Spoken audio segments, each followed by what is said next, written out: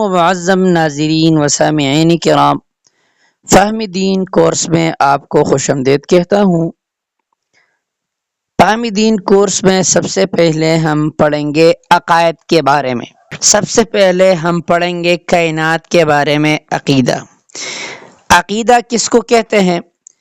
جس چیز پر ہمیں پختہ یقین ہو، اس پختہ یقین کو عقیدہ کہتے ہیں۔ تو سب سے پہلے ہم پڑھیں گے، جس طرح آپ کو کتاب میں دکھائی دے رہا ہے، کائنات کے بارے میں عقیدہ۔ تو کائنات کے بارے میں ہمارا عقیدہ یہی ہے کہ کائنات پہلے سے بالکل کچھ بھی نہ تھی، پھر اللہ رب العزت کے پیدا کرنے سے وجود میں آئی۔ مطلب یہی ہے کہ جس طرح اللہ رب العزت پہلے سے موجود تھا، لیکن کائنات میں سے کوئی بھی مخلوق موجود نہ تھی، اللہ رب العزت نے اپنی قدرت سے سب چیزوں کو وجود بخشا ہے۔ اور اسی طرح اسی عقیدے اور نظریے کو جو ہے ہمارے متکلمین حضرات جو عقائد پر کام کرتے ہیں، اور اس طرح احادیث مبارکہ میں یہ عقیدہ اس طرح آیا ہوا ہے، کان اللہ ولم یکن لہ شیء، اللہ موجود تھا لیکن مخلوق میں سے کچھ بھی نہیں تھی۔ اسی کو کہتے ہیں کائنات کے متعلق عقیدہ۔ دوسرا عقیدہ، اللہ رب العزت کے ذات کے بارے میں ہمیں کیا عقیدہ رکھنا چاہیے؟ تو سب سے پہلے اللہ کے ذات کے متعلق ہمارا عقیدہ توحید کا ہونا چاہیے۔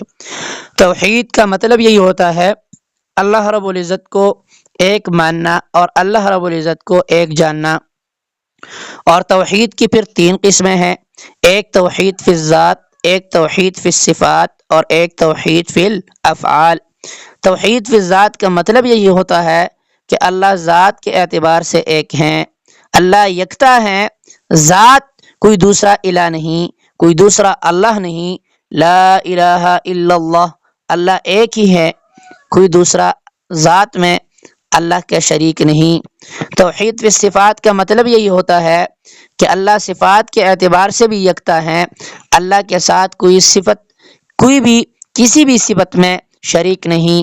اللہ علیم ہے، اللہ حکیم ہے، اللہ قادر ہے، اللہ مقتدر ہے، اور اللہ رب العزت رؤوف الرحیم ہے۔ جتنی بھی اللہ کی صفات ہیں، اس میں مخلوق میں کوئی بھی شریک نہیں۔ آپ کے ذہن میں سوال آیا ہوگا کہ قرآن مجید میں حضور صلی اللہ علیہ وسلم کے لیے لفظ رؤوف آیا ہوا ہے، لفظ رحیم آیا ہوا ہے، اسی طرح اللہ رب العزت کے لیے بھی یہ دو صفاتی نام آئے ہوئے ہیں۔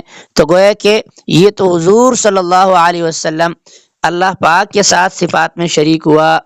تو پیارو، یہ بات سمجھ لیجئے، دیکھیں صرف نام میں شریک ہو جانا مراد نہیں، بلکہ اس نام کا جو معنی اور مطلب ہے اس میں شریک ہونا مراد ہے۔ تو اللہ رب العزت کے رحیم ہونے کا معنی اور ہے، اور مخلوق کے رحیم ہونے کا معنی اور ہے۔ اللہ کے رحیم ہونے کا مطلب یہی ہے کہ اللہ براہ راست رحمت کر دیتے ہیں، اپنی رحمتوں سے مخلوق کو ڈانپ لیتے ہیں۔ اور مخلوق کے رحیم ہونے کا مطلب یہ ہے کہ اللہ کی رحمت کی طرف رہنمائی کرنے والا۔ تو حضور صلی اللہ علیہ وسلم کو جو رحیم کہا گیا ہے، وہ اسی معنی کے لحاظ سے کہا گیا ہے کہ حضور صلی اللہ علیہ وسلم اللہ کی رحمت کی طرف رہنمائی کرنے والے ہیں، اسی وجہ سے ان کو رحیم کہا گیا۔ اور مخلوق میں سے اگر کسی کا نام رحیم ہو تو اس کا مطلب اور معنی بھی یہی ہوتا ہے رحمت کرنے والا نہیں، بلکہ اللہ کی رحمت کی طرف رہنمائی کرنے والا۔ تو امید ہے یہ اشکال ذہن سے رفع ہو گیا ہوگا، ختم ہو گیا ہوگا۔ تو اللہ کے بارے میں ہمارا عقیدہ توحید فی الذات کا بھی ہے، توحید فی الصفات کا بھی ہے، اور توحید فی الافعال کا بھی ہے۔ توحید فی الافعال کا مطلب یہی ہوتا ہے کہ اللہ بغیر کسی سبب سے سب کچھ کر سکتا ہے، اور مخلوق بغیر کسی سبب سے کچھ بھی نہیں کر سکتا، چاہے وہ کوئی بھی ہو، بغیر سبب کے کچھ بھی نہیں کر سکتا۔ تو کیا مطلب یہ ہے، اس کو سمجھانے کے لیے میں یوں کہوں گا، دیکھیں ہم سنتے ہیں، اللہ بھی سنتے ہیں، ہم دیکھتے ہیں اللہ بھی دیکھتے ہیں، لیکن ہمارے دیکھنے اور سننے میں فرق ہے۔ ہم دیکھتے تو ہیں لیکن ہم آنکھوں کے محتاج ہیں، ہم سنتے بھی ہیں لیکن سننے میں کان کے محتاج ہیں، ہم چلتے تو ہیں چلنے میں پاؤں کے محتاج ہیں، اسی طرح ہم سوچتے ہیں سوچنے میں قلب اور دماغ کے محتاج ہے۔ لیکن اللہ رب العزت دیکھتے تو ہیں لیکن دیکھنے میں آنکھوں کا محتاج نہیں، سنتے تو ہے لیکن سننے میں کان کے محتاج نہیں۔ اسی طرح اللہ رب العزت کسی چیز کے بھی محتاج نہیں، لیکن مخلوق سب چیزوں میں اسباب کے محتاج ہوتے ہیں۔ اللہ رب العزت جو ہے جس طرح انبیاء کرام علیہ الصلاۃ والسلام کو معجزات دے دیتے ہیں، تو وہ انبیاء کرام علیہ الصلاۃ والسلام کا فعل نہیں ہوتا، وہ اللہ کا فعل ہے، لیکن ظاہر نبی کے ہاتھوں پر کر دیتے ہیں۔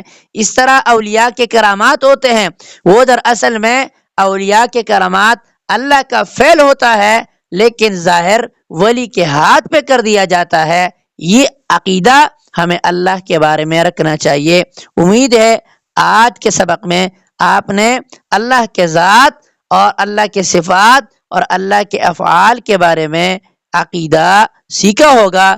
اللہ ہم سب کو دینی متین سمجھنے اور اس پر عمل کرنے کی توفیق عطا فرمائے۔ وآخر دعوانا ان الحمد للہ رب العالمین۔